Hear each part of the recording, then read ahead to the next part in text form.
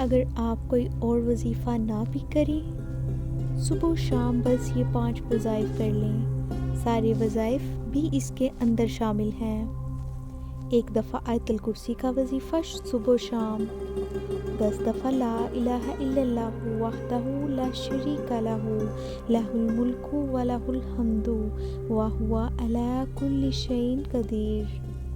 تیسرا وظیفہ صبح و شام 3 دفعہ، بسم اللہ الذی لا یضر مع اسمہ شیء فی الارض ولا فی السماء وہو السمیع العلیم۔ چوتھا وظیفہ صبح و شام 3 دفعہ، اعوذ بکلمات اللہ التامات من شر ما خلق۔ اور 5واں وظیفہ آخری 3 کل سورۃ اخلاص، سورۃ فلق اور سورۃ ناس، صبح و شام 3 دفعہ۔